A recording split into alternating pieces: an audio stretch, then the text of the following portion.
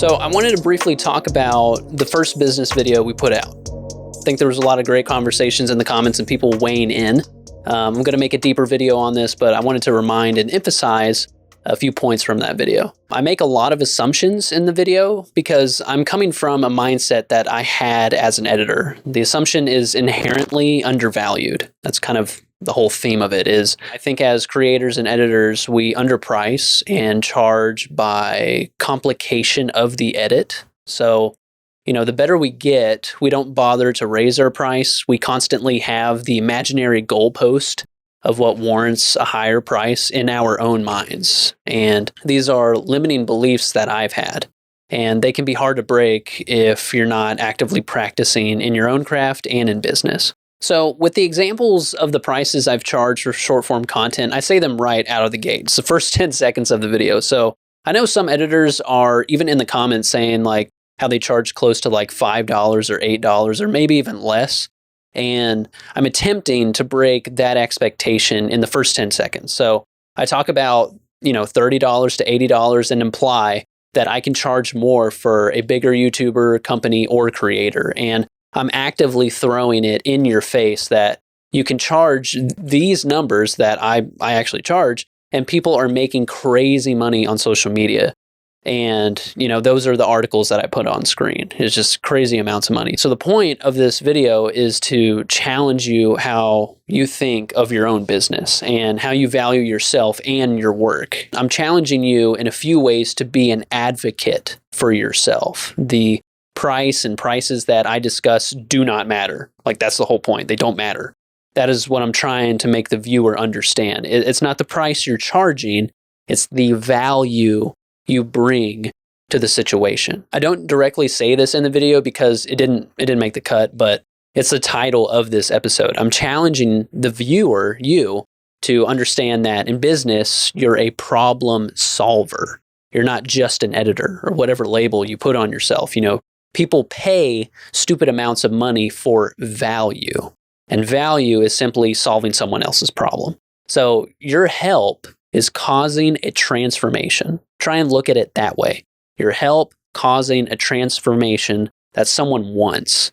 Your experience is guiding them to the outcome they want. So I believe, my assumption is that editors aren't thinking that way. They usually are just stoked to get paid to do the work in the first place. Because I know I'm saying like where I came from. Like, that's how I used to think. So in my example, I give you the main details of the story. It should become obvious the resources my client wasn't using. His email list and his Facebook page. So I identified that when I was asking him a bunch of questions about his business and how he handles client signups for his services and all that. What was nice is that his assistant saved the day in a huge way by keeping track of his email list. She put all of the clients in a spreadsheet and every email that has ever entered their system. All of that was in one page. I was like, well, great, awesome, let's just use this. Miraculously, when we sent out the mass email, we only got close to 200 kickbacks out of 6,000 emails. And what I mean by that is 200 of the emails just didn't work, just right out the gate. But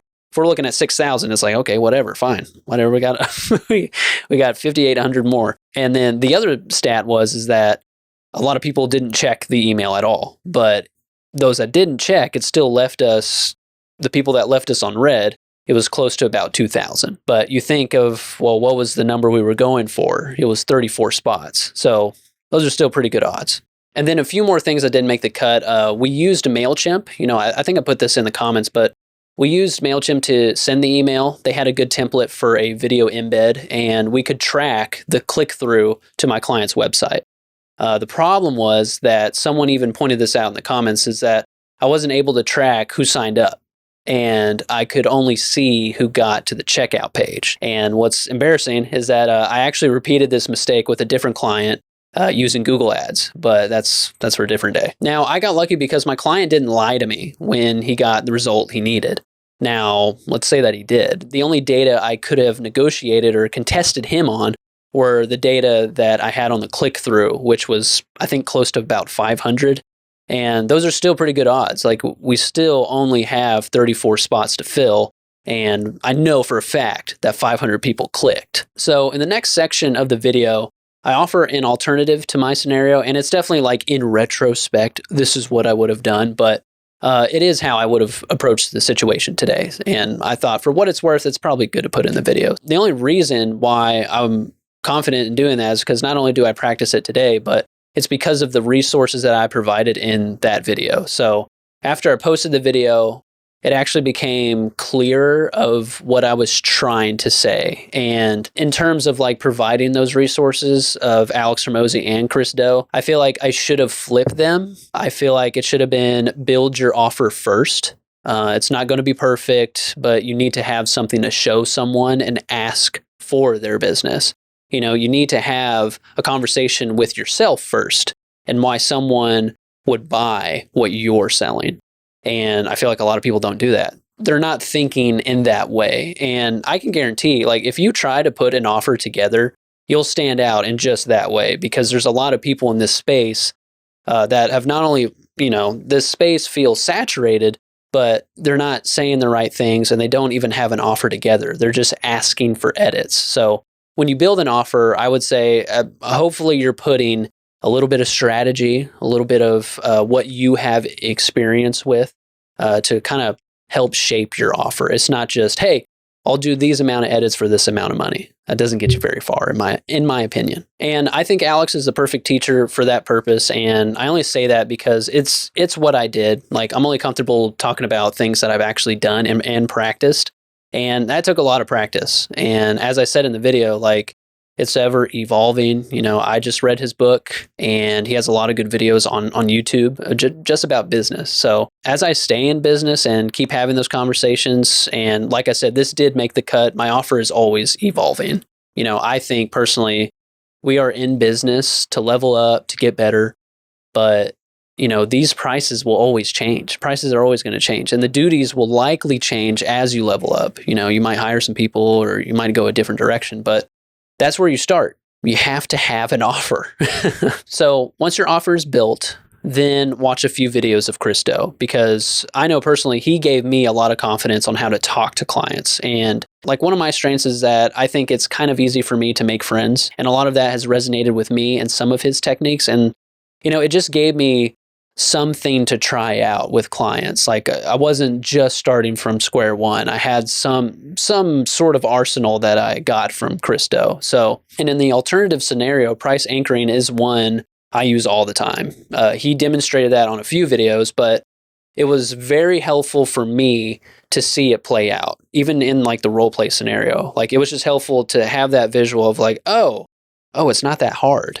That's actually how he would apply it. Or, okay, well, that gives me some context on how to do it in my conversations. And I mean, in my experience, straight up, like, I had some terrible sales meetings and calls. I didn't understand what I was offering. I didn't understand what we were trying to do. I wasn't able to identify the problem that they called me for in the first place. So, I only got better because I kept failing and I kept having more conversations. I didn't ever like really give up at any moment. Like, I wanted to get better, and that only came with practice. So, and then a quick note that I put in the script is that I'm a little biased in my approach to business of where I'm at. And I want to keep making that clear, because I know a lot of people come to me asking questions about agencies. And I'm comfortable with answering a lot of those questions because, like, I've done an agency before. But as where I'm at now, it's taking into a different direction, and it's more tailored to the creator or creative approach. It's kind of similar to like a solopreneur, because that is what has worked for my personality. And that's kind of my assumption that I make with each piece of content that I make, is that I'm talking to someone that's one or two steps behind me, or a younger version of myself. That's kind of how I see it right now. So when I'm looking and trying to get a client, I try to make a connection and actually form a relationship with people that I'm working with. I stand by that because in my agency experience, when I would talk to people and walk them through our whole process, make them feel good, show them the equipment, walk them through the whole thing, and I didn't like them having to contact our assistants or co-producers or, 2 or 3 people, because they were expecting a response from me because they've been talking to me this whole time. And then now I have to divvy it off to one of our employees. And That's one of the things that I didn't like about that experience. And I really changed my approach because that's something that I personally enjoy, is to have those close relationships with my clients. It's not divvied up into this like conglomerate agency thing. But again, that's just me. So aside from all that, I wanted to go through one last gem that didn't make the final cut. I tried to put it in there, but I feel like it just didn't fit. So if you keep up with us on the Discord live sessions that I host every week, you'll probably recognize this. This video is from Dan Coe. I believe it is a great strategy for editors or creatives approaching potential clients via cold DM or email. I think he has done a great job, and the framework is tried and true. One secret sauce that I'll add to after you watch Dan's video is that to come at reaching out to prospects as building a long-term relationship with your client. I know tons of gurus and social media marketing folks are telling you how to get 10K a month, but in my agency, there was a lot of customer turnover. Most companies that I've seen survive have some pillar customers that they fulfill month to month. And what I've noticed is consistent revenue is possible by a consistent product or experience, right? Like it makes sense. If you have something that's consistent, of course, it's going to repeat and be able to be sustainable. And that's just what I've found to be true. So, I think that will take you farther than consistent client acquisition. Because as you keep hiring more people or you keep taking on more clients, you have to hire more people. And then if a slow season comes, you're going to have hard conversations with personnel and your clients.